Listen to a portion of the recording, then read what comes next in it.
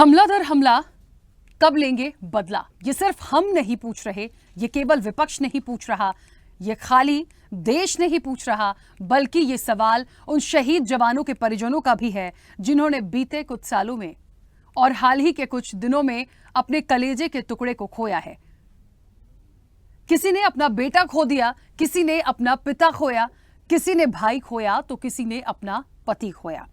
नमस्कार, स्वदेश न्यूज देख रहे हैं आप और स्वदेश एजेंडा में आप सभी का बहुत स्वागत है। मैं हूं आपके साथ राखी। हाल के दिनों में जम्मू क्षेत्र में कई बार आतंकियों ने सेना के जवानों को निशाना बनाया है। खास बात यह है कि पिछले कुछ दिनों में हुई आतंकी घटनाएं ज्यादातर जम्मू क्षेत्र में हो रही हैं और अलग अलग आतंकी संगठन इन घटनाओं की जिम्मेदारी ले रहे हैं। दरअसल माना जा रहा है कि कश्मीर में मार खाने के बाद अब आतंकी संगठन जम्मू क्षेत्र को ज्यादा टारगेट कर रहे हैं। घाटी से 370 हटने के बाद कश्मीर में आतंक का खास ध्यान रखा गया और जम्मू में ये एक्टिव हो गए। 11 अक्टूबर 2021 को लंबे वक्त बाद पुंछ में आतंकी सुरक्षा बलों के बीच गोलीबारी हुई और इसमें 5 सैनिक शहीद हो गए। 16 अक्टूबर को भट्टा दुर्यन के जंगलों में मुठभेड़ होती है और 6 जवान शहीद हो जाते हैं और उसके बाद इसी साल 30 अक्टूबर को राजौरी के नौशेरा में आतंकी घटना को अंजाम दिया गया और उसके बाद यह सिलसिला लगातार चल रहा है। हालांकि देश के जवान आतंकियों की कायराना करतूत और पाकिस्तान की नाकाम हरकतों का मुंहतोड़ जवाब दे रहे हैं, लेकिन सवाल यही है कि आखिर सरकार में बैठे जिम्मेदार सिर्फ एक्स पर पोस्ट कर और बार बार पाकिस्तान और आतंकियों को परिणाम भुगतने की चेतावनी देकर क्या साबित करना चाहते हैं? अब आतंकियों की ओर से हमले पर हमला है, लेकिन सवाल यही है कि आखिर बदला कब? इसी पर चर्चा को आगे बढ़ाएंगे, लेकिन उससे पहले देखिए ये रिपोर्ट।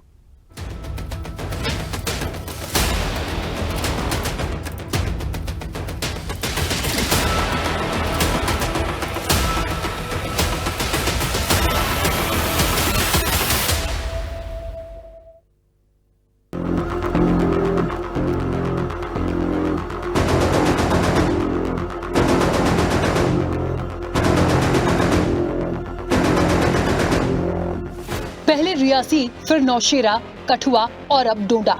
जम्मू कश्मीर में आतंकी हमलों का सिलसिला थमने का नाम नहीं ले रहा है। यहाँ पिछले 1 महीने के अंदर 7 बड़े हमले या मुठभेड़ हुई है, जिनमें 12 जवान शहीद हुए हैं। आतंकियों ने कभी सेना के वाहन को निशाना बनाया तो कभी तीर्थयात्रियों से भरी बस पर हमला किया। जम्मू में बढ़ती आतंकियों की दहशतगर्दी ने एक के बाद एक घाव सेना के जवानों और देश को दिए हैं। जम्मू में पिछले 1 महीने के भीतर ही आतंकी घटनाओं में बेतहाशा बढ़ोतरी हुई है। इनमें 9 जून को रियासी में तीर्थयात्रियों की बस पर हमला, 9 लोग मारे गए। 8 जुलाई को कठुआ में सेना की गाड़ी को टारगेट किया, 5 जवान शहीद हुए। 10 जुलाई नौशेरा में आतंकियों ने घुसपैठ की कोशिश की, नाकामयाब रही।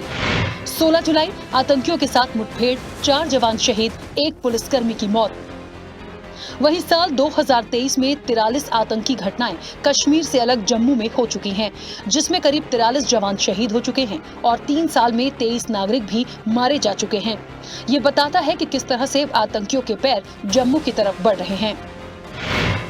कब हुई आतंकी घटनाएं?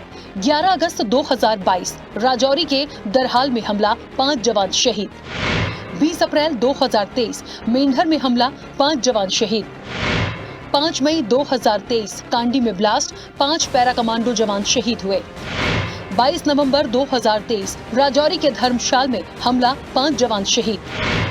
21 दिसंबर 2023 पुंछ में आतंकी हमला, 1 जवान शहीद।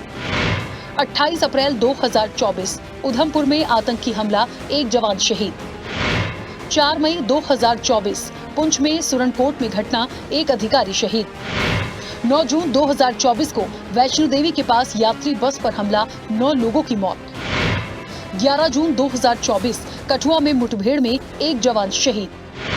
12 जून 2024 डोडा में सेना के अस्थायी ऑपरेटिंग बेस पर हमला, 2 जवान घायल। 26 जून 2024 डोडा में 3 आतंकियों को मार गिराया, एनकाउंटर में 1 जवान शहीद। 8 जुलाई 2024 कठुआ में आतंकी हमला हुआ, 5 जवान शहीद। आतंकी हमलों और जवानों की शहादत से जम्मू कश्मीर सहित देश भर के लोगों में गुस्सा और गम है। राजनीतिक नेताओं ने भी हमले को लेकर अपनी प्रतिक्रियाएं साझा की हैं। राजनेता एक्स पर पोस्ट कर अपनी संवेदनाएं व्यक्त कर रहे हैं। जहां एक ओर सरकार में रक्षा मंत्री राजनाथ सिंह कहते हैं कि वे आतंकवाद के अभिशाप को खत्म करने और क्षेत्र में शांति और व्यवस्था बहाल करने के लिए प्रतिबद्ध हैं। जम्मू कश्मीर के उपराज्यपाल मनोज सिन्हा कहते हैं कि आतंकियों की ओर से सेना और पुलिस पर किए गए आतंकी हमले का बदला जरूर लेंगे। तो वहीं राहुल गांधी बलिदान सैनिकों के परिवारों के प्रति संवेदना व्यक्त करते हैं और निशाने पर रहती है मोदी सरकार। राहुल कहते हैं कि एक के बाद एक ऐसी भयानक घटनाएं बेहद दुखद और चिंताजनक है, लेकिन आतंकवाद को जड़ से खत्म करने की बात सभी कह रहे हैं। जो भी पाकिस्तान स्पॉन्सर टेररिज्म होगा, हमारा सरकार इसको जवाब देगा। जम्मू कश्मीर में शांति आए है और शांति को बहाल रखना हमारा कर्तव्य बनता है। हम हर तरफ का जो भी पाकिस्तान से साजिश होगा, हम लोग उसका जवाब दूंगा।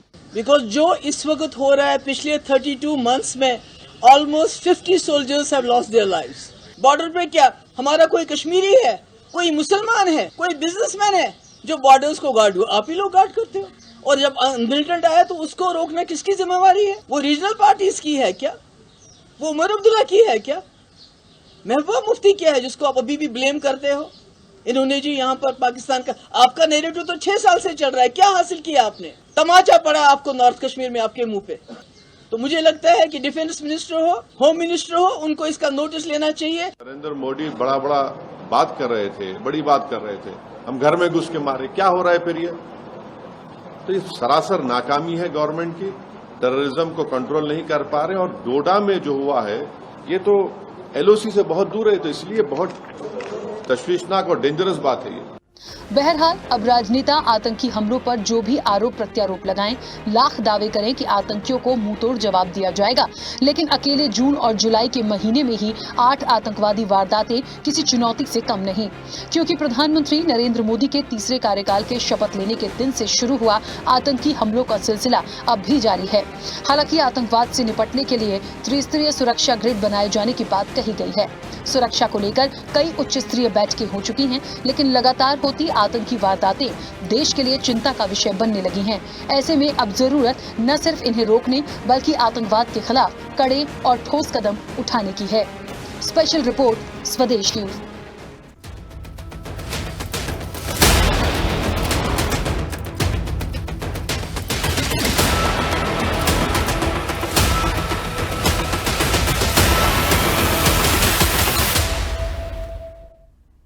तो हमला दर हमला कब लेंगे बदला, सवाल तो जायज सा है। देखिए, और महत्वपूर्ण ये भी है कि कब तक इंतजार करना होगा इस बात का। लगातार ये सवाल, हम एक बार और इस चर्चा पर बैठे थे और मुझे लगता है तब भी ये सवाल बहुत अहम था कि आखिरकार इस तरह के जो हमले हैं, मुठभेड़ है, जो घटना है, उसको कैसे रोका जाए। सबसे बड़ी बात यहां ये भी है कि कश्मीर घाटी के बाद जम्मू की तरफ ये तमाम चीजें क्यों हो रही हैं। एक पहलू इसका देखें तो इलेक्शन हो सकता है, लेकिन देखिए लगातार जो नागरिक हैं, जो आम नागरिक हैं, जो सेना के जवान हैं, आप उनको टारगेट क्यों कर रहे हैं? तो ये बहुत गंभीर प्रश्न है जिसको बहुत गंभीरता से ले जाने की जरूरत है। हर बार इतिश्री कर लेती है सरकार ये कहकर कि हम देखेंगे, हम मुंह तोड़ जवाब देंगे। कब देंगे जब ऐसी शहादत चली जा रही है, लगातार हो रही है, और कितने बेटे जो हैं जिस मां के, जिनकी गोद उजड़ेगी। आप क्यों नहीं समझते इन चीजों को? बहुत गंभीरता से इसे लेने की जरूरत है। एक आपको कोई ना कोई, कहते हैं ना कि एक अटैक आपकी तरफ से होना चाहिए, एक मैसेज ऐसा होना चाहिए ताकि आप ये कम से कम दिखा तो पाएं कि हां आपने कोई स्टैंड लिया, लेकिन वैसा होता हुआ कुछ दिखता नहीं है। खैर, आगे कैसे रोक सकते हैं, इसी पर चर्चा को आगे बढ़ाएंगे। हमारे साथ मेहमान जुड़े हैं। सबसे पहले आपका परिचय करा दें। भारतीय जनता पार्टी का पक्ष रखेंगे सज्जाद अहमद रैना। सज्जाद जी, बहुत स्वागत चर्चा में जुड़ने के लिए। कांग्रेस का पक्ष रखेंगे आपसे कुछ देर में मुन्ना खान। मुन्ना जी का भी बहुत स्वागत है। पीडीपी का पक्ष रखने के लिए फारूक इंकलाबी हमारे साथ जुड़े हैं। फारूक जी, आपका भी बहुत स्वागत है। रक्षा विशेषज्ञ हैं रिटायर्ड कर्नल शैलेंद्र सिंह। शैलेंद्र जी, आपका भी बहुत स्वागत है। वरिष्ठ पत्रकार हैं राजीव शर्मा। राजीव जी, आपका भी बहुत स्वागत है। और स्वदेश न्यूज के managing editor RP Srivastava ji हमारे साथ जुड़े हैं। आरपी श्रीवास्तव जी, आपका भी बहुत स्वागत है। चर्चा की शुरुआत सबसे पहले कर्नल शैलेंद्र जी आपसे करूंगी। मेरी आवाज पहुंच रही है? जी, मैं आपको सुन पा।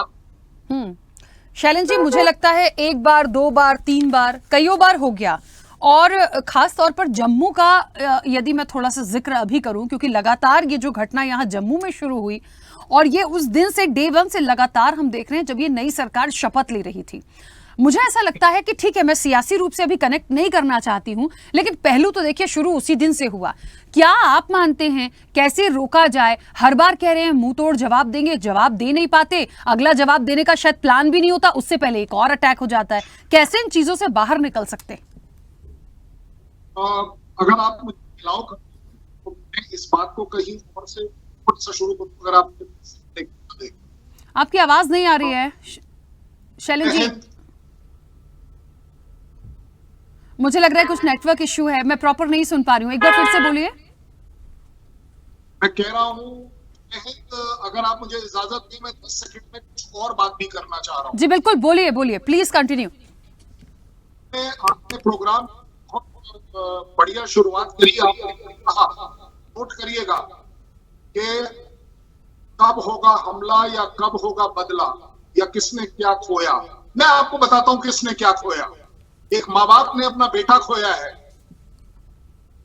एक बच्चे ने अपने पापा को खोया है, एक पत्नी ने अपने पति को खोया है। मैं उसका सबसे बड़ा लॉस बियर कर रहा हूं, क्योंकि मेरा कहना है कि मैंने जाबाज देशवासी फौजी खोया है।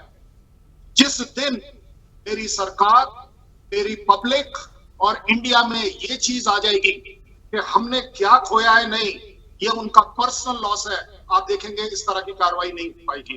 क्यों? क्योंकि आप सभी लोग मांगते हो बदला, आप मांगते हो जवाब। नहीं, अब ये नहीं चलेगा। कब तक हम बदला लेते रहेंगे? कब तक हम जवाब देते रहेंगे? उन्होंने हमारे 4 मार दिए, हमने जाके बालाकोट कर दिया। उन्होंने हमारे 6 और मार दिए, हमने पुंछ कर दिया। ये जवाब नहीं है, ये बदला नहीं है। बंद करिए इसको।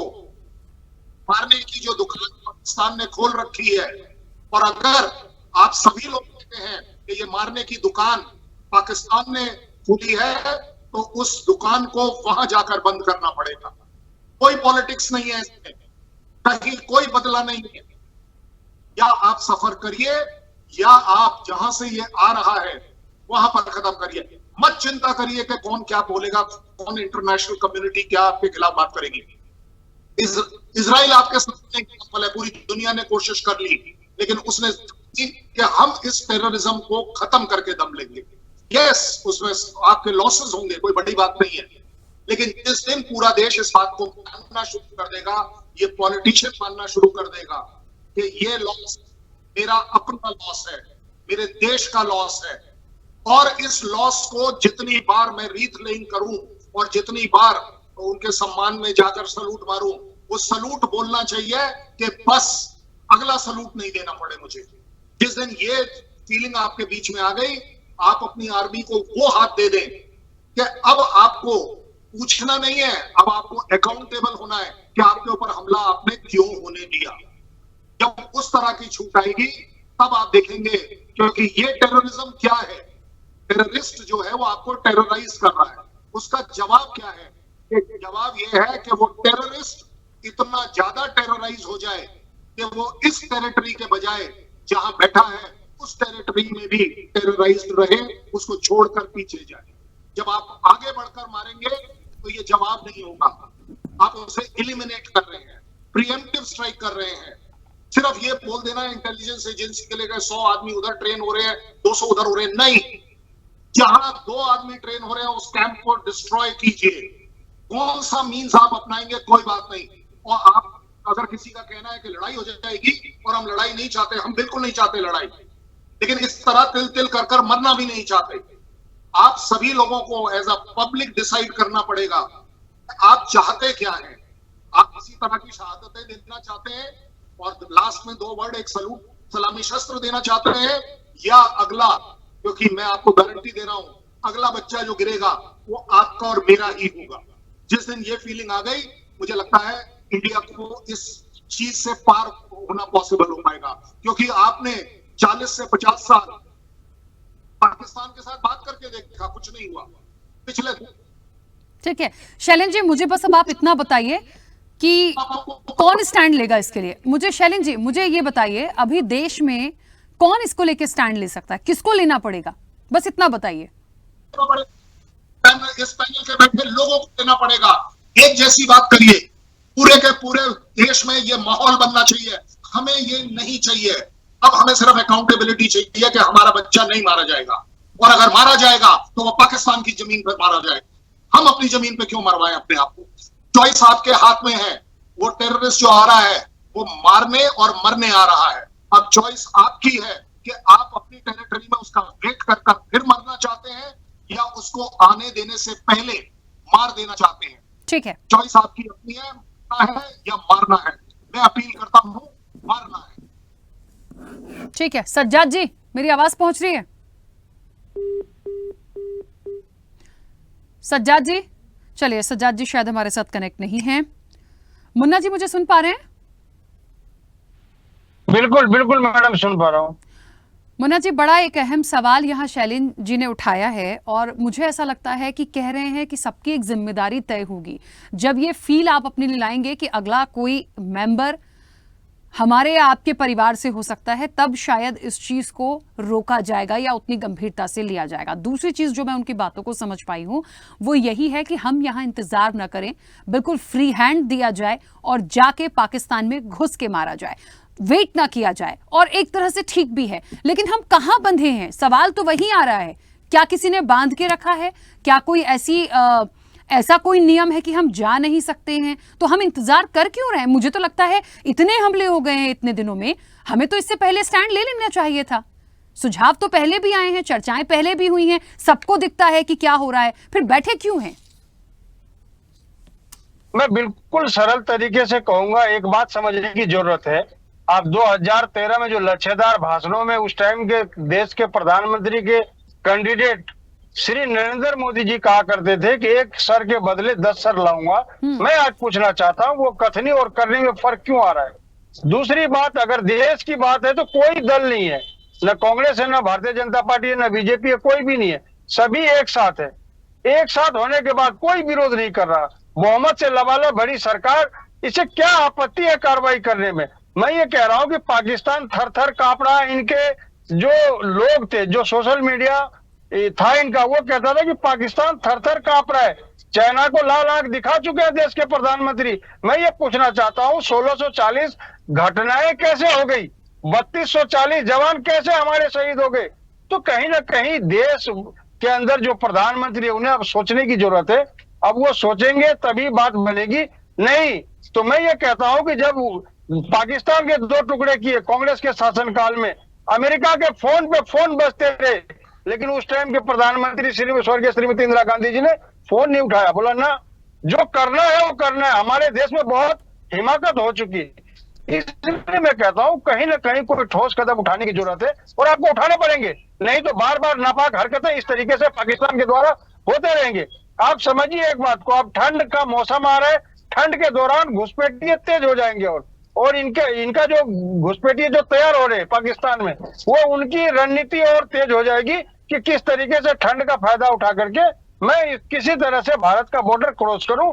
और जो दहशतगर्द लोग हैं ये मनसूबा पाल रखे हैं, तो ठंड के मौसम में देखिएगा आपकी घटनाएं और तेज हो जाएगी। तो मैं ये पूछना चाहता हूं भारतीय जनता पार्टी के प्रवक्ता से कि इनका रोड मैप अब क्या है? आए दिन जवानों पे, एक कश्मीरी नहीं गैर कश्मीरियों पे भी, कोई अगर मजदूर वहां काम करने जा रहा है, कोई बैंक मैनेजर है, कोई कारपेंटर है, कोई सिलाई वाला है, उस पर आए दिन गोलियां बरस रही है। तो मैं ये पूछना चाहता हूं, आप बहुत नारे देते थे कि कश्मीर को मैंने शांत कर दिया। मैं ये कहना चाहता हूं कि कश्मीर को 2014 के बाद जो जलाने का काम किया है वो भारतीय जनता पार्टी ने किया है, शांत कश्मीर को जलाने का काम किया है। दूसरी बात, बड़े ही लच्छेदार भाषणों में कहते कश्मीर शांत है, कुछ नहीं है। तो मैं ये पूछना चाहता हूँ 7 साल हो गए, चुनाव क्यों नहीं हो रहे? आप चुनाव करवाओ वहां, अगर शांत है तो। ये सीधा सीधा सरकार फेलियर है। जो इनका इंटेलिजेंस ब्यूरो जो इनपुट दे रहा है, कहीं ना कहीं फेलियर सरकार है और कार्रवाई नहीं कर पा रही है। नहीं तो संवेदनशील राज्य में मैं ये जितना मैं समझ सकता हूँ कि संवेदनशील राज्य है, जो भी प्रधानमंत्री आजादी के बाद से बने, सभी को पता है कि संवेदनशील राज्य, और सभी प्रधानमंत्रियों ने वहां निगरानी की है। लेकिन पहला ऐसा देश का प्रधानमंत्री है जो सुरक्षा के मामले में मुझे लगता है कि फेलियर है। ठीक है, चलिए वापस आऊंगी। सज्जाद जी भी हमारे साथ जुड़ गए। सज्जाद जी, मेरी आवाज पहुंच रही है? जी रेखा जी। जी सर, राखी जी। सज्जाद जी, कई बार मेरी चर्चा में जुड़े हैं सर, नाम भूल जाते हैं आप। रेखा जी नहीं सर, राखी जी। ठीक जी राखी जी सर। सज्जाद जी, मैं और आप पहले भी इस चर्चा में थे, मुझे बहुत अच्छे से याद है। और आप हमेशा कहते हैं मेरा मुल्क, मेरा देश, मेरा कश्मीर, मेरा जम्मू। ठीक है, मुझे ये बताइए, तब भी ये बात हुई थी और आपने कहा था कि बहुत शांति है, बहुत अच्छा हो गया, सब कुछ बहुत अच्छा है, बिल्कुल हम जवाब देंगे। और सर, ये चर्चा हुई ही थी, मुश्किल से 4-5 दिन हुए हैं, आज फिर एक हमला हो जाता है। हम कहां से शांति बहाल कर पा रहे हैं? और फिर जम्मू को क्यों हम उस चीज के लिए स्टैंड नहीं ले पा रहे हैं? कई सारे जो पैनलिस्ट हैं अभी वो यही कह रहे हैं कि फ्री हैंड देना पड़ेगा, पाकिस्तान से जो भी यहां आ रहा है उसका इंतजार मत करिए, जाके घुस के मारिए वहां। तो कैसे हो पाएगा ये? देखिए, सबसे पहले मैं उन वीर जवानों को कोटि कोटि नमन करना चाहूंगा जिन्होंने इस देश के लिए अपना बलिदान दिया है। दूसरी बात, जो भी हमारे कांग्रेस के प्रवक्ता बात कर रहे थे, कश्मीर के अमन की बात कर रहे थे, तो मैं आपको बताना चाहूंगा कि ये सबको पता है कि वादी में कितना अमन है, और इस अमन को बरकरार रखने के लिए हमारी सिक्योरिटी फोर्सेस, चाहे उसमें हमारी आर्मी है या हमारी जेके पुलिस है, तो इन्होंने बहुत अच्छा रोल निभाया अभी तक। और आप निश्चिंत रहिए, आप सब्र करिए, इनको जवाब मिलेगा। पाकिस्तान को आसान भाषा समझ नहीं आती है, पाकिस्तान को उसकी भाषा में हम जवाब देंगे। कब सज्जाद जी, कब? गोली का जवाब गोली से देंगे, आप निश्चिंत रहिए। और जो कांग्रेस के प्रवक्ता सर, कैसे निश्चिंत रहूं सर? मैं या शैलेश जी जो अभी हमारे साथ चर्चा में जुड़े हैं, रिटायर्ड कर्नल है, हम लोग का पेशेंस ही नहीं है। हम लोग ये चाह रहे हैं कि कुछ ऐसा स्टैंड लीजिए। मतलब ठीक है, चलिए सब्र कर लिया, अभी 4 दिन से सर सब्री तो हो रहा था, एक घटना फिर आज हो गई। क्यों इंतजार किया जाए? देखिए, हमारी जो फौज है, जो हमारे मुल्क की फौज है, दुनिया की सबसे मजबूत और काबिल तरीन फौज है। हमें अपनी फौजों पे भरोसा रखना चाहिए। आप देखिएगा कि जल्द इनको जवाब दिया जाएगा। पाकिस्तानी जो नापाक मुल्क है, इसके जो नापाक इरादे हैं, इसके नापाक इरादों को हम सफल नहीं होने देंगे। और आप देखिए, जिस तरह हमारे सिक्योरिटी फोर्सेस और जेके पुलिस ने यहाँ पे काम किया है और अमन के लिए काम कर रहे हैं, तो आप निश्चिंत रहिए, इनको हम जवाब देंगे, इनको हम गोली का जवाब गोली से देंगे और इनके घर में घुस के इनको मारेंगे, जिस तरह बालाकोट में हमने इनको अंदर घुस के मारा था। आप चिंता मत करिए, आप अपने फौज पे भरोसा रखिए, इनको जवाब अच्छे से मिलेगा और हमारी फौज सक्षम है जवाब देने के लिए। देखिए, फौज पर तो सवाल मैंने उठाए ही नहीं, और मैंने ये भी नहीं बोला कि अविश्वास है उन पर, बिल्कुल विश्वास है। लेकिन क्या बंधे हुआ महसूस कर रहे हैं? क्या कोई मजबूरी है? कहीं पर वो ऐसा फंसा हुआ महसूस कर रहे हैं, किस पर स्टैंड नहीं ले पा रहे? किसकी परमिशन चाहिए? क्या करना होगा? हमें उस पर बात करनी होगी। सारे काम को छोड़कर सबसे पहले इस पर बैठक होनी चाहिए, बात होनी चाहिए। कैसे स्टैंड लेना है, कैसे आगे बढ़ना है, ये देखना पड़ेगा। इलेक्शन है और उसके पहले ये तमाम चीज, आपको पता है यहाँ पर क्या मैसेज देने की कोशिश है कि कहीं ना कहीं एक लोकतंत्र के लिए मुझे एक बड़ा सवाल यहाँ पे लगता है, जिसके लिए बड़ी बड़ी बातें करी जाती थी कि इलेक्शन की बात है, वो संदेश देने की कोशिश कर रहे हैं कि मत करिए, नहीं तो हम ऐसे ही लहूलुहान करेंगे। क्यों करेंगे? तो क्या डर के बैठ जाए? और हमारी आईबी क्या कर रही है? मतलब कोई इनपुट और अपडेट कुछ मिलते ही नहीं है, मार के चले जाते हैं। देखिए, अगर हम इलेक्शन की बात करते हैं तो जो इलेक्शन कमीशन ऑफ इंडिया है वो एक न्यूट्रल बॉडी है। जब वो ऐलान करेंगे हम रेडी है इलेक्शन करने के लिए, ऐसा कुछ नहीं है। और दूसरी बात, जो पाकिस्तान को जो फ्रस्ट्रेशन आई है, जो 2024 में जो इलेक्शन हुए और जो परिणाम आए हैं, ये पाकिस्तान को बौखलाहट आई है। क्योंकि आपको भी पता है, सबको पता है, जो आपके टीवी में डिबेट में बैठे सबको पता है, जो गांठी कभी आतंकवाद के लिए जानी जाती है, आप देखिए आज यहाँ पे डेवलपमेंट है और यहाँ के लोगों ने आतंकवाद का साथ छोड़ दिया है। अब कुछ आतंकवादी घुसपैठी पाकिस्तान के नापाक लोग बॉर्डर क्रॉस करते हैं, लेकिन आप चिंता मत करिए, इनको जवाब मिलेगा, इनको हम मौत के घाट उतारेंगे और हम जल्द जवाब देंगे इनको। और दूसरी चीज, हमारी फौज आज सक्षम है, हमारे फौज को यहाँ दहली फोन नहीं घुमाना पड़ता है। हमारा कमांडर गोली का जवाब गोली से देता है। और मैं कांग्रेसियों को बोलना चाहूंगा कि आपकी तरह हम हुर्रियत के साथ बैठ के दहली में बिरयानी नहीं खाते हैं, हमने यहाँ पे हुर्रियत सर का जब भी नामो कोई निशान हमला खत्म किया होता है आप हमने बिरयानी क्यों ले आतंकवाद का आते हैं नामो बीच में, निशान मुझे खत्म समझ किया। नहीं आता। कम से कम मैं इस बिरयानी वाले किस्से से बेहद परेशान हूँ, बेहद शर्मनाक है। यहाँ पे शहीद हो रहे हैं जवान, हर वक्त पुराना किस्सा उठा के ले आते हैं, बिरयानी खाने वाला, इसी से उबर नहीं पा रहे आप लोग। जब भी हम आतंकवाद के खिलाफ कोई कार्रवाई करते हैं तो यही कांग्रेसी और बाकी लोग हमें सबूत मांगते हैं। जैसे हमने बालाकोट में आतंकवादियों को मारा तो बस बालाकोट के बाद अब हम कुछ नहीं कर सकते हैं क्या सज्जाद जी? बालाकोट के बाद अब हम बैठ जाएं चुपचाप, देखें, आओ और मारो और जाओ? आप बोलिए, ये यहाँ पे मोदी जी की हुकूमत है और हम गोली का जवाब गोली से देना जानते हैं। हुकूमत क्या होती है सर? हुकूमत क्या होती है? मतलब मोदी जी की हुकूमत चल रही है, सेना कुछ भी नहीं है क्या? आप कैसी बातें कर रहे हैं सज्जाद जी? जी नहीं, सेना हमारा गौरव है, सेना हमारा गौरव है। अच्छा, सेना गौरव है, हुकूमत मोदी जी की चल रही है, तो मोदी जी चले जाएं गोली बंदूक चलाने। आप कैसी बातें करते हैं? मोदी जी अभी वजीर आजम है तो बहुत अच्छा सवाल किया आपने राखी जी। जवाब देंगे, आप चिंता मत करिए, इनको जवाब दिया जाएगा और जितने भी आतंकवादी यहाँ पे आए हैं इनको मौत के घर उतारेंगे। आप चिंता मत करिए। जिस तरह अरे सर मैं चिंता क्यों नहीं करूंगी, मेरा देश है। आप हर डिबेट में मुझसे कहते हैं मेरा देश, मेरा मुल्क, मेरा जम्मू, मेरा कश्मीर। सर मेरा भी देश है, मेरा भी जम्मू है, मेरी भी कश्मीर है, मेरा भी भारत है और मेरा भी ये मंच है जहां से मेरा पूरा अधिकार है सवाल उठाने का। हमारे लिए पहले हमारा देश है, हमारे लिए पहले हमारा देश है और देश के साथ वो शहीद भी है सर, वो सेना का जवान भी है। चाहेंगे जहाँ देश की बात आती है, जहाँ देश की गौरव की बात आती है, देश के लिए हम किसी भी हद तक जाएंगे, क्योंकि ये जो हमारे जवान बलिदान दे रहे हैं इनका बलिदान जाया नहीं होगा। आप देखिए इंशाल्लाह पाकिस्तान का जवाब हम उसकी भाषा में देंगे, आप निश्चिंत रहिए, हमारी फौज सक्षम है। ठीक है, चलिए सज्जाद जी, मैं बस इतना ही कहना चाहती हूँ, क्या है हम और आप बहस पे आएंगे तो हम आपस में ही बहस करते रहेंगे। एक मिनट रुकिएगा सज्जाद जी, मैं बस इतना कहना चाहती हूँ, आपने कहा मोदी जी की हुकूमत है, ठीक है, आप भारतीय जनता पार्टी का पक्ष रख रहे हैं, यहाँ पे किसी की हुकूमत नहीं है सर, सेना है, सेना कर सकती है, फ्री हैंड छोड़िए, क्या करना है हुकूमत उनकी है, नेतृत्व उनका है, हुकूमत मत बोलिए सर, नेतृत्व उनका है।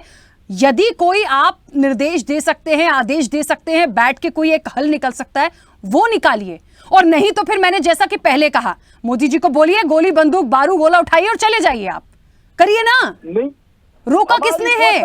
हमारी फौज रेखा जी, आप फिर रेखा जी सर, राखी जी, सॉरी राखी जी, आप निश्चिंत रहिए, आप निश्चिंत रहिए, इनको जवाब दिया जाएगा, आपको पता चल जाएगा, इनको जवाब दिया जाए, इस नापाक मुल्क को जवाब दिया जाएगा, क्योंकि एक नापाक मुल्क है इस धरती पे, सबसे घटिया सबसे नापाक मुल्क है जो हमारे देश में आतंकवादी भेजता है। चलिए एक मिनट सज्जाद जी, वापस आती हूँ, ठीक है, एक मिनट रुकिएगा, उसको मोड़ के घाट उतार दिया जाएगा। ठीक है, एक मिनट रुकिए, वही तो चाह रहे हैं, मौत के घाट उतारिए ना सर, मौत के घाट उतारिए, जाइए ना, पहुंचाइए किसी को, देखें कभी चर्चा में बैठे कि हाँ घर में घुस के मारा, वो भी तो हो, कहां से आएंगी वो चीजें। खैर ठीक है, चलिए वापस आती हूँ, एक मिनट। फारूक जी आवाज पहुंच रही है मेरी?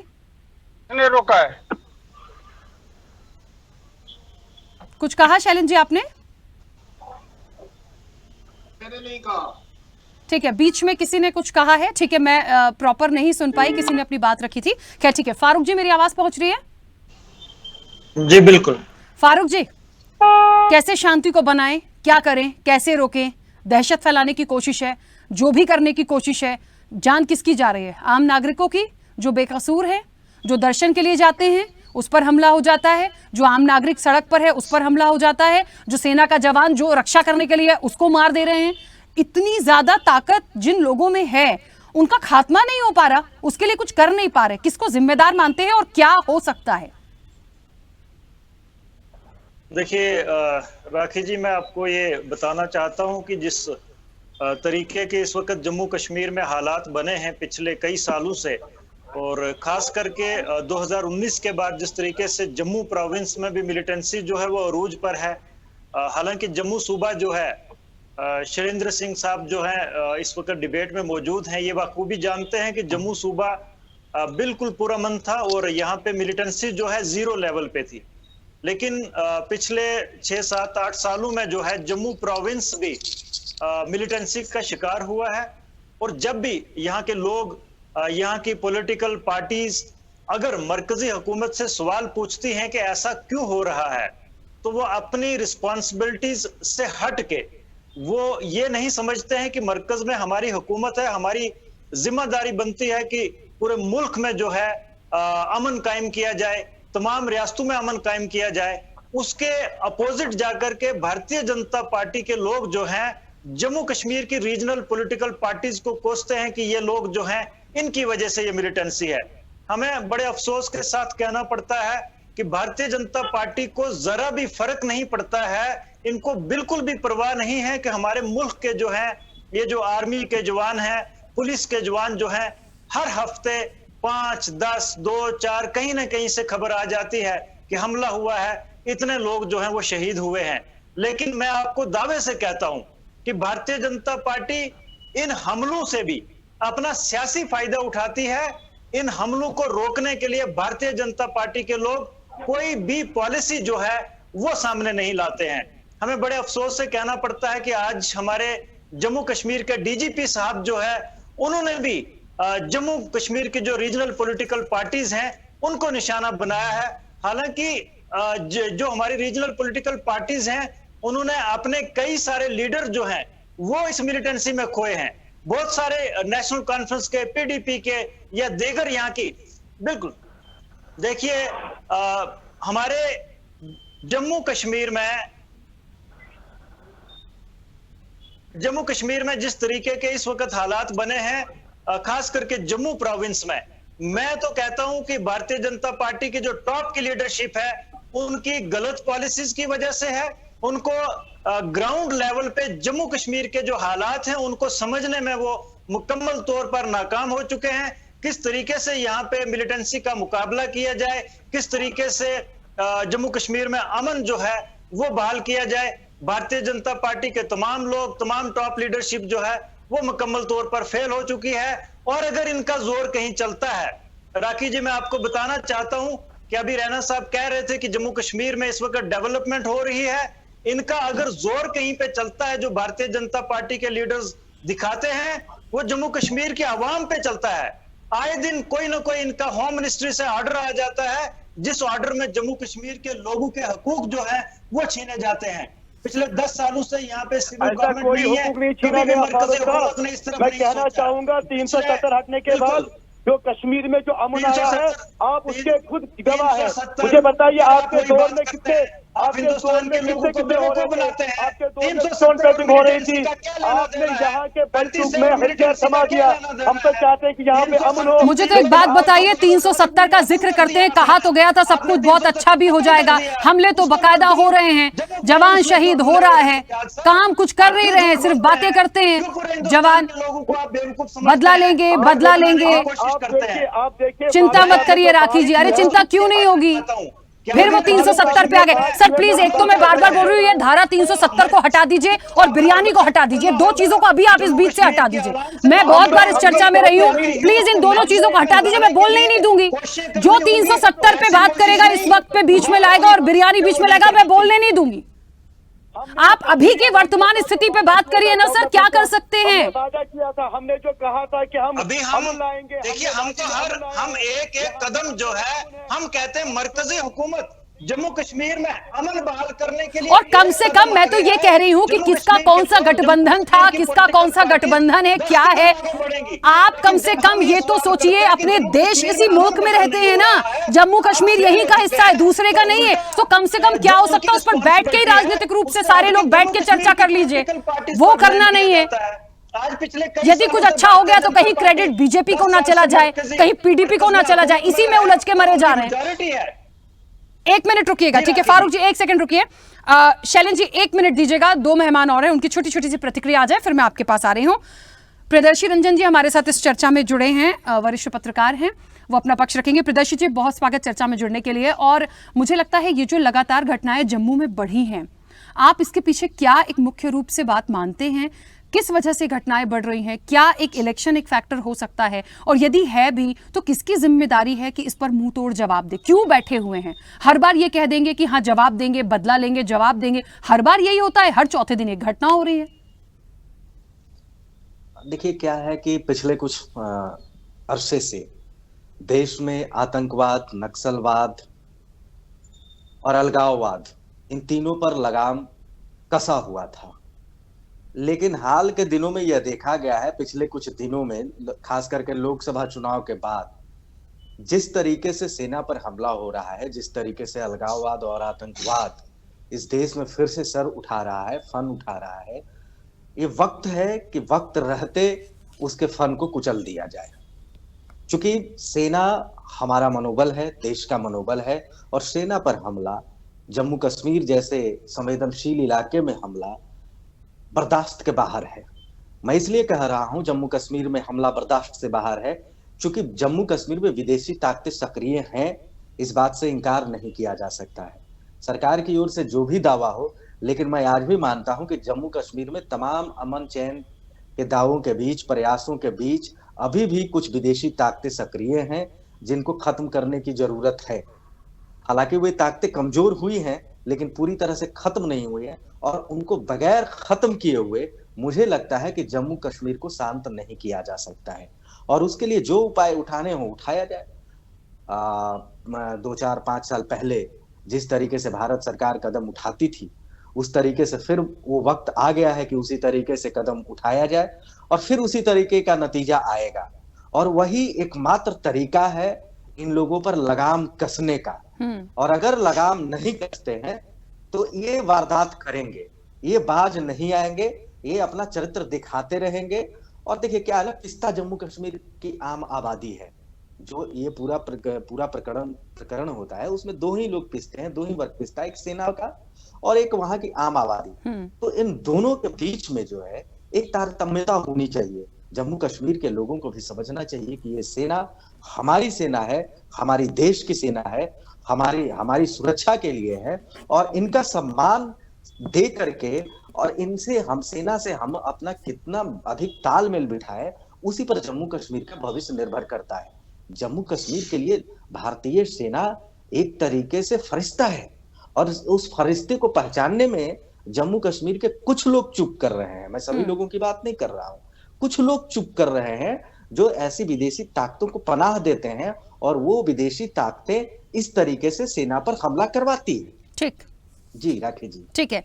आरपी श्रीवास्तव जी, मुख्य रूप से जो शहादतें हो रही हैं, अब पहली बार तो नहीं हो रही हैं, लगातार होती जा रही है। हर बार वही बयान आता है, करेंगे। अभी भी वही बयान आया, देखिए यहाँ से भारतीय जनता पार्टी का, कि आप चिंता मत करिए, हम मुंह तोड़ जवाब देंगे, हम सब कुछ करने के लिए कह रहे हैं, मगर कर कुछ नहीं रहे हैं। आप मुख्य रूप से किसे जिम्मेदार मानते हैं, और इसके पीछे का मुख्य कारण क्या मानते हैं? क्या इस पर लगाम लगती हुई देख रहे हैं आप आने वाले समय में? देखिए, मैं दो बातें कहूँगा। एक तो हमारे आर्मी के जो हैं सैलेन जी हैं, जिन्होंने जो बातें कहा उस पर 100% हम भी एक तरह से यकीन करते हैं। और निश्चित रूप से जहाँ तक चिंता न करने की बात है, अगर इस तरह से जवानों की शहादत हो रही तो चिंता क्यों नहीं करें, सबसे बड़ी बात है। यहाँ का, इस देश का नागरिक चिंता क्यों नहीं करे। दूसरी सबसे बड़ी बात है कि यहाँ सरकार को भी उतनी ही चिंता करनी है। तो चिंता का विषय तो है। आज हमारे करीब 5 जवान जो है शहादत दी हैं, और लगातार पिछले दिन कठुआ में हुआ, आज डोडा में हुआ, वो भी जम्मू इलाके में जहाँ एकदम से 0 मिलिटेंसी थी, लगभग जो है वहाँ कम था, और आज यहाँ लगातार हमले बढ़ते जा रहे हैं। और आपने देखा होगा कि पिछले करीब 38 दिनों में, जब से नई सरकार आने के बाद अचानक ये हमले तेज क्यों हुए, आतंकवादी घटनाएं क्यों बढ़ी, हमारे वीर जवान शहादत क्यों दे रहे हैं, इन सारे सवालों का जवाब जो है सरकार को देना चाहिए, एक बात। और सरकार ही जिम्मेदार है, क्योंकि फैसला सरकार को ही लेना है। अगर आप बालाकोट में स्ट्राइक कर सकते हैं, तो एयर स्ट्राइक कर सकते हैं, तो आज भी वक्त आ गया कि इस तरह का जवाब देना होगा। शैलेंद्र जी ने एक बात और कहा कि सेना के हाथ खोल दीजिए, सब ठीक हो जाएगा। बिल्कुल सही कहा आपने, लेकिन एक चीज़ और भी है कि हम पिछले सालों में आप देखें, जब आदमी कोई भी देश आपसी समझौते से, बातचीत से न मानते हुए लगातार आतंकी घटनाओं को अंजाम देने में अपनी भूमिका निभा रहा है, तो ऐसी स्थिति में ज़रूरी हो जाता है कि सरकार ऐसा कोई डिसीजन ले, और जिससे कहते हैं ना कि यहाँ हमारे जवान हमारी धरती पे क्यों शहीद हो रहे हैं, हम उनको वहाँ मारे ना, हम यहाँ क्यों पीछे हट जाते हैं। तो इन सारी बातों का जवाब मिलना चाहिए। एक तो देश का हर देशवासी, चाहे कोई भी आज के पहले जितने भी वार हुए हों, हमेशा देश जो है उस सरकार के साथ रहा है जो लोग जो सरकार में थे, और एक एक बच्चा साथ रहा। और जहाँ तक जब भी कभी ऐसा मौका आया है तो हमें लगता है कि उसको कोई आम सहमति की उतनी ज़रूरत नहीं है, सारा देश सहमत रहता है। लेकिन यहाँ पर ये ज़रूरत आज ज़रूर है कि इस तरह से अचानक ये घटनाएं बढ़ गई हैं तो इन पर लगाम तत्काल लगाने की ज़रूरत है। एक तो ये है। दूसरी सबसे बड़ी बात है कि अभी लोकसभा चुनाव हुआ वहाँ पर, और काफ़ी संख्या में लोग निर्भय होकर के वोट डालने आए। तो क्या कहीं ऐसा तो नहीं है कि आतंकी घटनाएं फिर वो वोटिंग राइट और लोगों में डर दहशत पैदा करने का प्रयास कर रही हो? तो इनको भी देखना होगा। और अगर चुनाव जो होने वाला है विधानसभा का, जिस तरह से चुनाव आयोग भी प्रक्रिया पूरी कर चुका है, तो ऐसी स्थिति में निश्चित रूप से सरकार को 2 कदम आगे बढ़ना पड़ेगा। जहाँ तक जवाबदेही का सवाल है, किसी विपक्षी दल की जवाबदेही नहीं है। जो सरकार है, सेना है, हमारी जो मजबूत व्यवस्था है, इन सारी चीज़ों को लेकर के अगर आगे बढ़ा जाए तो हमें लगता है कि कोई विपक्ष हो चाहे कोई व्यक्ति हो, जो देशवासी इसका समर्थन करेगा और जो वाकई जिसमें इस तरह की स्थिति नहीं है वो अपने देश का ही नहीं है, वो अपने देश के साथ एक तरह से गद्दारी करेगा। तो हमें लगता है कि देश के तमाम लोग, इवन आप यहाँ पर एंकरिंग कर रही हैं, आप भी उतनी चिंतित हैं। चिंता होने की ज़रूरत है और चिंता करना भी चाहिए। अगर हम चिंता नहीं करते तो हम इस तरह के डिबेट क्यों कर रहे हैं?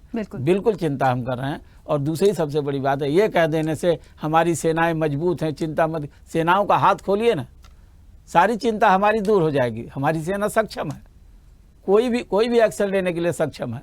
तो हमारा ये कहना है कि, और पाकिस्तान को तो बड़ी बखूबी जवाब दे देगी और कई बार मुँह तोड़ जवाब दिया। तो ऐसी स्थिति में आपको हमें समझने की ज़रूरत है। और जब तक आप ऐसी, मैं किसी एक रक्षा मंत्री यहाँ पर हैं, जब इस समय लश्कर तैयबा का एक चला था कश्मीर की तरफ, तो आपको याद होगा कि उस समय जो है रक्षा मंत्री ने क्या कहा था कि अगर आगे बढ़े तो आपकी नस्लें याद करेंगी। मेरा कहने का मतलब इस तरह के बयान ही नहीं, आप पूरी तैयारी के साथ अटैक करिए। हमें लगता है चाहे भले युद्ध के रूप में मत करिए, लेकिन उनको सबक सिखाने के लिए आपको तो कुछ न कुछ करना पड़ेगा। ठीक। और आज ज़रूरत इसी बात की है। बिल्कुल। चलिए, क्योंकि समय बड़ी रफ्तार से आगे बढ़ रहा है, कई सारे मेहमान अपनी बात रखना चाहते थे, तो बिना किसी सवाल पे पहले अपनी बात रखिए। सबसे पहले शैलेंद्र जी आप कुछ कहना चाह रहे थे, आप अपनी बात रखिए। इसके बाद मुन्ना जी भी कुछ कहना चाह रहे थे, उसके बाद आपके पास आते हो। शैलेंद्र जी पहले आप बोलिए। जी, सारे पैनलिस्ट से समझ आ गया होगा कि हर एक कोई कुछ कहना चाह रहा है। मेरा किसी के लिए भी डिसरिस्पेक्ट नहीं है, लेकिन जो मुद्दे का सवाल है और जिस पर किसी ने कहा हम सभी एक साथ हैं, ये है वो डेमोन्स्ट्रेशन कि हम 4 लोग एक जैसी बात नहीं कर पा रहे। आप मेरे साथ तो जब खड़े होंगे जब आप चारों के चारों एक जैसी बात कर ले। बोल रहा है बीजेपी ने फायदा उठा लिया, कोई बोल रहा है कि किसने रोका है। जनाब, आप सभी लोगों को अपनी अपनी पार्टी में ये बात जरूर आगे लानी पड़ेगी कि अगर बाला होता है, अगर उरी होता है, तो उसका प्रूफ नहीं लिया जाता था और उसका प्रूफ फौज से नहीं दिया जाता। हमारे पास प्रूफ है, लेकिन we are not accountable to give this proof to anybody. आपको विश्वास करना, आप लोग हमारा कितना ज्यादा मनोबल ऊंचा करते हैं कि अभी अभी वो जहाज वापस आया है, अभी वो उरी की पार्टी वापस आई है। सबसे पहला सवाल हो गया कि ये हुआ है या नहीं। एलओसी में कहीं पर एग्जैक्ट जगह भी बता देता हूं, यांगसे में हमारी फौज चाइनीज को मार मार कर वाकई भिगा देती है। आप ही के किसी से कोई एक बोला कि फौज को आपने पिटवा दिया। ये पॉलिटिकल स्टेटमेंट्स है आप लोगों की, ये आप मेरा मनोबल ऊपर करते हैं। मैं आप सबसे सिर्फ एक छोटी सी अपील कर रहा था कि क्यों नहीं across the board her party parliament में एक पेपर लाकर कहता है कि इस पेपर के हिसाब से हमने ये सोचा है कि देश में से इस टेररिज्म को कैसे निकाला जाए। आप अपना एजेंडा लाइए कि कैसे निकाला जाए। दूसरे को अकाउंटेबल आप सब एक दूसरे को कर रहे हैं और आप बोलते हैं मेरा मनोबल बढ़ गया। अरे एक होकर क्यों नहीं बात करी जा सकती कि हमारे हिसाब से ये रिकमेंडेशन है, मेरी पार्टी की ये रिकमेंडेशन है और हम सब के सब एक कॉमन एजेंडा पर काम करना चाहते हैं कि हमारा जवान, हमारा देशवासी, हम सेक्रीफाइस करने के लिए तैयार नहीं है। अगर ये कॉमन एजेंडा होगा तब कहीं जाकर आप पॉजिटिवली कंट्रीब्यूट करेंगे देश के लिए कि यस, जिसको मैं कह रहा हूं। तो आप में से किसी ने कहा कि अमन और शांति है या नहीं है, ये तो आपको डिसाइड करना है, ये आपका पॉलिटिकल एजेंडा है।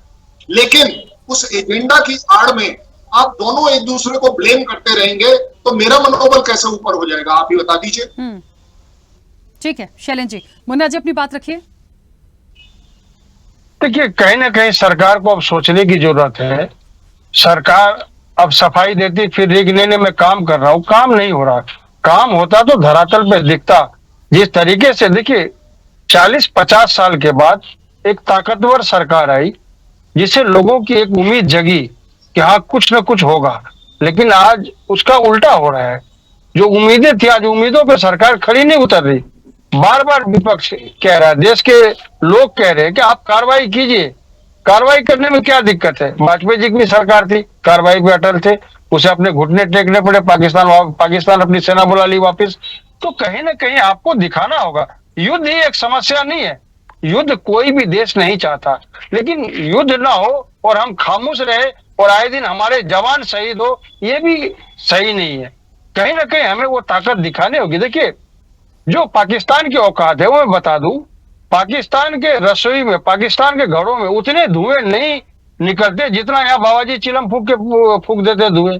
तो हमारी औकात में नहीं है वो। एक बार सशक्त कदम उठाने की जरूरत है और उसे ये बताने की जरूरत है। जिस तरीके से हमने कांग्रेस पार्टी के शासनकाल में 2 टुकड़े किए पाकिस्तान को, तो अब आपकी बारी है कि आप किस तरीके से पीओके को हिंदुस्तान में शामिल करोगे। ये कहीं ना कहीं आपको दिखाने की जरूरत है और दिखाने पड़ेंगे आपको, नहीं तो अन्यथा मैं समझता हूँ कहीं ना ऐसा ना हो जाए कि देर हो जाए और देर होने के बाद यथा स्थिति बदलती रहेगी और लोगों में गलत मैसेज जा रहा है। लोगों में ये मैसेज जा रहा है कि कहीं ना कहीं देश के प्रधानमंत्री आज खामोश है और कुछ कर नहीं रहे, और सच्चाई है ये कुछ नहीं कर रहे। आप देखिए किस तरीके से इतिहास में पहली बार ISI को बुलाया गया, इतिहास में पहली बार। दूसरी बार प्रधानमंत्री जी पाकिस्तान गए बिरयानी खाने। ये सारे प्रोटोकॉल टूटे हैं, जिससे एक भय जो था पाकिस्तान के ऊपर वो कहीं ना कहीं कम हुआ है और उसी का आज नतीजा है जिस तरीके से कश्मीर में आए दिन घटनाएं घट रही है। मैं ये कह रहा हूं, जिनके घर उजरे, किसी पिता के पुत्र के, किसी फैमिली के परिवार से एक सदस्य गया, तो कहीं ना कहीं ये देश का नुकसान हो रहा है और ये नुकसान अब बहुत हो गया। कहीं ना कहीं सरकार को सोचने की जरूरत है। ठीक है सज्जाद जी, बहुत जल्दी से अपनी बात रखिएगा। बार बार कहते हैं ना कि जिम्मेदारी और उम्मीदें उसी से ज्यादा होंगी जिसकी सरकार होगी। रक्षा मंत्री आपके पास, गृह मंत्री आपके पास, पूरा नेतृत्व आपके पास, फिर कहाँ किसी के पास कुछ बचा है?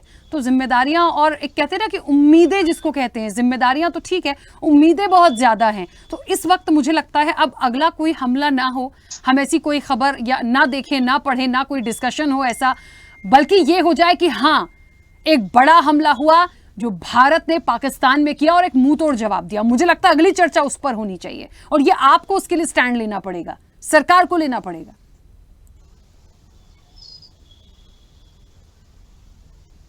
सज्जाद जी मेरी आवाज पहुंच रही है?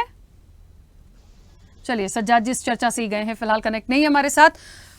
फारूक जी, मुझे ऐसा लगता है राजनीतिक रूप से यदि मैं थोड़ा सा बात करूं तो ठीक है, जिसकी सरकार है जिम्मेदारी उसकी होती है, लेकिन मुझे लगता है आप सब लोग भी जो जम्मू कश्मीर में हैं, जो चीज़ों को देख रहे हैं, समझ रहे हैं, वहाँ की एक एक चीज़ से वाकिफ हैं, एक पटल पे बात करने की जरूरत है, पॉजिटिवली बात करने की जरूरत है।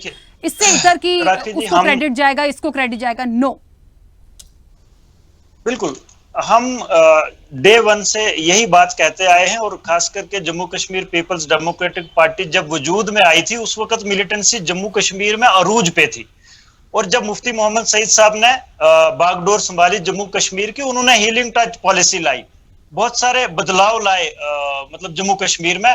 और मुझे लगता है कि वो दौर ऐसा दौर था कि मिलिटेंसी पीक पे थी और मुफ्ती साहब चीफ मिनिस्टर बने, उसके बाद उन्होंने इस तरीके की तब्दीली रियासत में लाई कि मिलिटेंसी को एकदम जीरो कर दिया।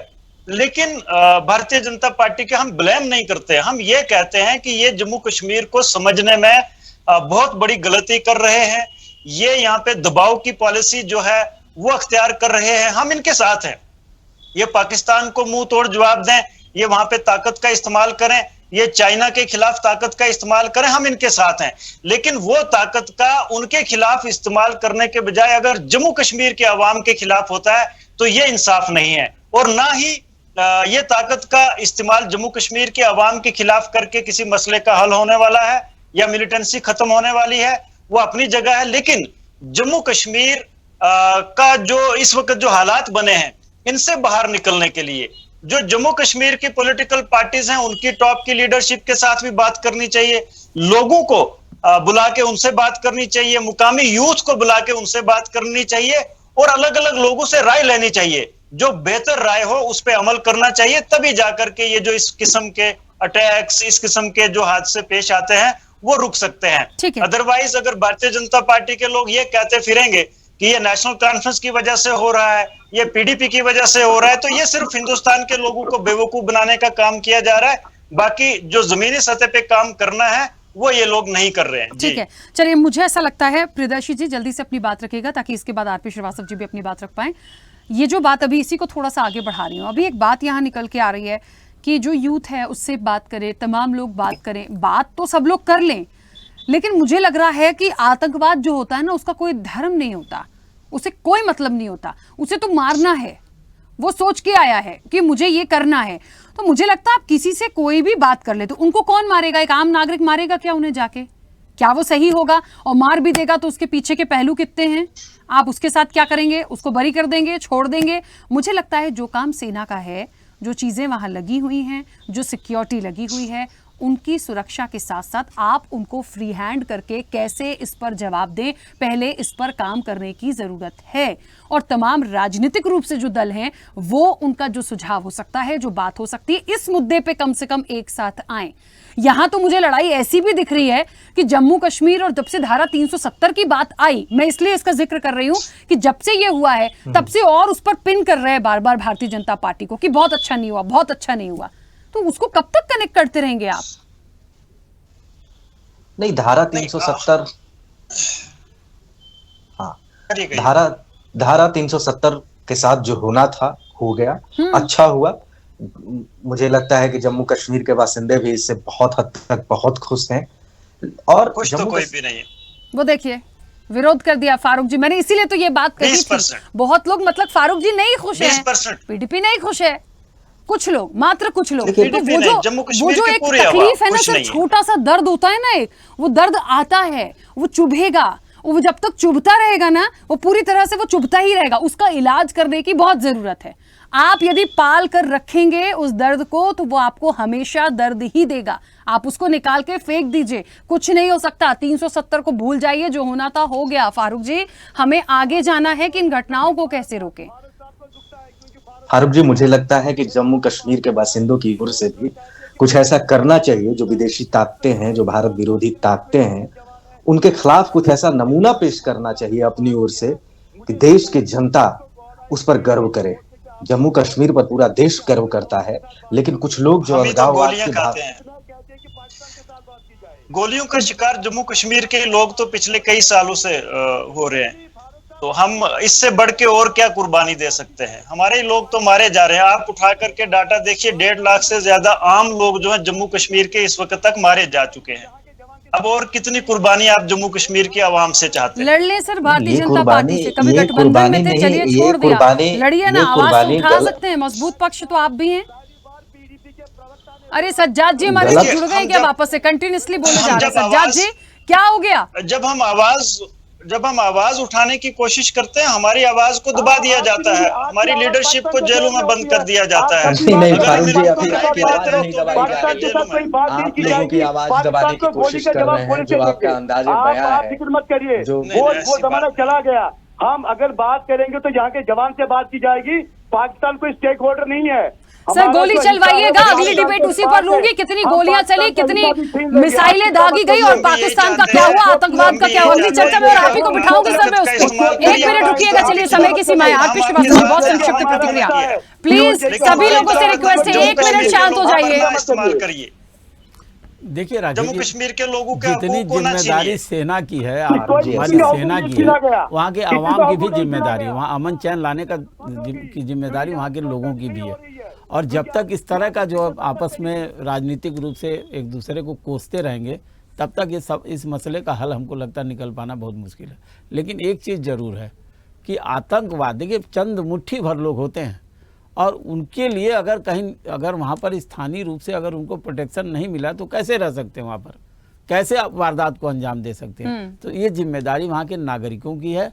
और अगर वहाँ अमन चैन बहाल होना है तो वहाँ के लोगों के साथ साथ सेना को भी जो है एक तरह से अपना वो जो है कड़ा रुख अख्तियार करना पड़ेगा। और इसके लिए वर्तमान सरकार को सोचना होगा, क्योंकि जो अमन चैन की बहाली की बात 370 के बाद हो रही थी, और हम लोग भी बड़े यहाँ देश का हर नागरिक इस तरह से आश्वस्त था कि वहाँ पर जो है एक तरह से पत्थरबाजी कम हो गई, वहाँ घटनाएं कम हो गई, लेकिन अचानक घटनाओं का बढ़ जाना निश्चित रूप से चिंता का विषय है और हर भारतीय के लिए चिंता का विषय है। बिल्कुल ठीक है, चलिए समय हो गया है। अभी भी फारूक जी कुछ बोल रहे हैं। फारूक जी नहीं सुन पा रही हूं मैं क्योंकि समय हो गया। आप सभी का बहुत शुक्रिया इस चर्चा में जुड़ने के लिए। फिर इस चर्चा पर बैठेंगे, लेकिन अगली चर्चा उम्मीद करती हूँ उस पर हो कि हमने कितने अटैक किए। मुझे लगता है ये एक विषय अगली बार होगा तो शायद अच्छा लगेगा, क्योंकि अब दुख मनाने से कुछ नहीं है। देखिए जवाब तो देना पड़ेगा, फ्री हैंड सेना को छोड़ना पड़ेगा, जो भी पहलू है राजनीतिक रूप से जो बात हो सकती है उसको करके दिखाना होगा, नहीं तो ऐसे ही शहादत होती रहेगी। और सिर्फ ये कहने से तिश्री मत करिए कि आप धीरज रखिए, शांति रखिए, सब कुछ ठीक होगा, ऐसे अब काम नहीं चलेगा। फिलहाल चर्चा में इतना ही। बने रहिए स्वदेश न्यूज के साथ। सबसे पहले देश।